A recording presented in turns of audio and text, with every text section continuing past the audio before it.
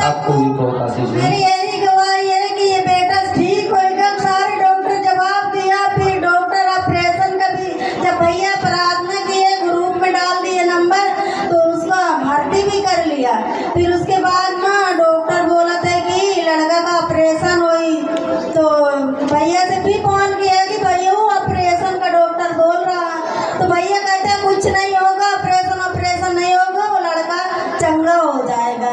सबको जय मसीह की परमेश्वर सबको बहुत यीशु के दरबार में है सभी कुछ आपका, पा सको तो पाइए यीशु के दरबार में, सर झुका कर आइए यीशु के दरबार में।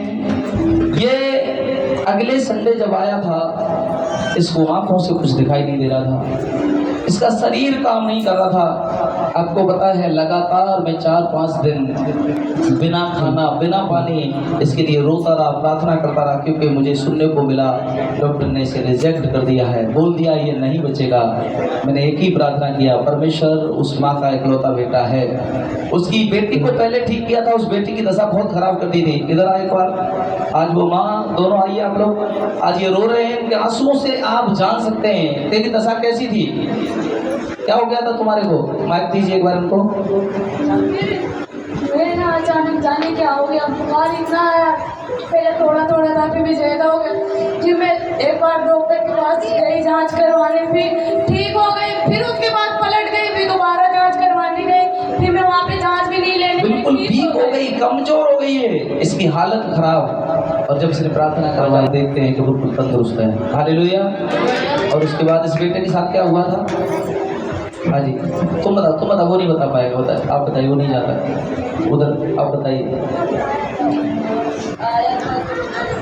ऊंची आवाज में बोलिए। प्रभु ने अद्भुत किया है आपके साथ, हालेलुया। हालेलुया। मेरा भाई ना 2-3 मैगी लेके खाया था, फिर उसमें ना कच्चा अंडा डाल के खा लिया था। फिर मैं तो वहाँ पे काम करती हूँ, मैं नहीं रहती थी यहाँ पे। फिर एक अंडा खाया तो इसके 3 बजे या 4 बजे से इसका पेट दर्द होने लगा। फिर ये इतना इसका पेट दर्द होने लगा, पेट की वजह से इसकी आँख से दिखता नहीं था। फिर दिखने की तो बात छोड़ दो, ये हाथ पैर भी इसका काम नहीं कर रहा था। तो मेरी माँ ना मेरी बुआ के यहाँ लेके गई। फिर मेरी माँ और मेरे पिताजी ना मेरे बुआ के यहाँ लेके पड़े। मेरे पास मैंने फ़ोन किया, मेरी बहन ने मेरे को बताया भी है। मैं वहाँ कोठी में काम करती रहती, तो वहाँ से भाग के आई, अंकल के पास रो रही थी। अंकल ने कहा तेरे भाई को कुछ नहीं होगा। अंकल ने मेरे को पैसे दे दो। अंकल ने मेरे को पैसे दिया। फिर मैं यहाँ पे थी, संडे का दिन था, फिर मैं यहाँ पे रिक्शे से लेके अपने भाई को आई थी। नहीं तो ये आने वाला नहीं था, कह रहा था मैं जाऊँगा ही नहीं। फिर यहाँ पे ना ये टिकर चौक के पास कोई अस्पताल, मेरे को नाम नहीं पता, ये वहाँ पे ना इतनी हालत खराब हुई। मेरी दादी मेरी चाची सब लोग वहाँ पे ना इतना रो रहे थे।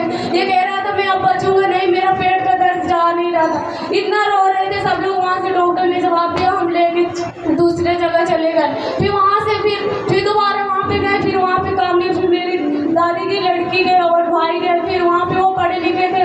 फिर वहाँ पे डॉक्टर ने उन्हें फिर वहाँ पे ले गए। फिर वहाँ पे डॉक्टर ने वो कर लिया, भर्ती कर लिया था। फिर उसके बाद थोड़ा थोड़ा इसके ठीक हो गया था। फिर रात को फोन आया कि बहुत ज़्यादा सीरियस हो गया। फिर मेरे छोटे छोटे भाई हैं बहन हैं, हम 5 लोग ने इतने रो के प्रार्थना करी। मैंने कहा परमेश्वर अगर मेरे भाई को कुछ हो गया ना तो मैं आपका नाम कभी नहीं लूँगी, अब मेरे भाई को बचा लो। आज वो प्रभु की दया से अच्छा है, तालियां बजाएंगे यीशु मसीह के लिए। अपनी बुआ के यहाँ लेटी थी, मैंने प्रार्थना करके सो रही थी, मेरे को इतनी तेज आवाज आई कि तू देख तेरी चांदनी करते नीचे लेटी हुई है।